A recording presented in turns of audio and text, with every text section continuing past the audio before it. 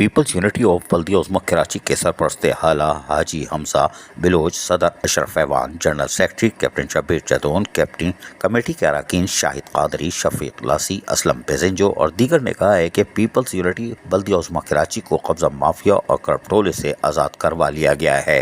वो गुज़िश्ता रोज़ बल्दिया उज़्मा Karachi head office में कायम पीपल्स यूनिटी के दफ्तर को करप्ट अनासर से खाली करवाने के बाद वर्कर्स से बातचीत कर रहे थे। उन्होंने कहा कि पीपल्स यूनिटी पार्टी के हकीकी जियालों की यूनियन है और रहेगी।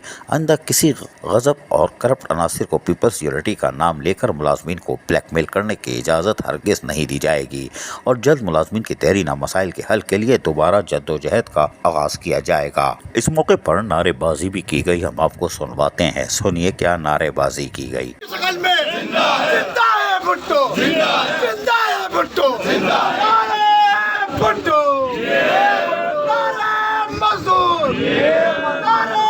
पाकिस्तान बस सारे साथी बात करते हैं।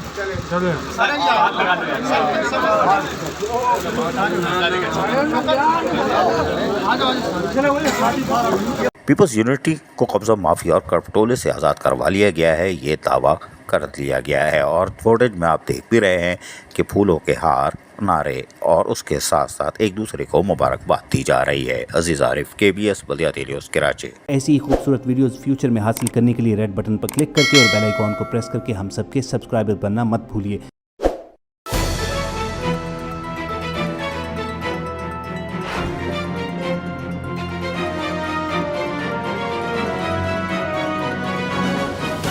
KBS बल्दिया न्यूज़।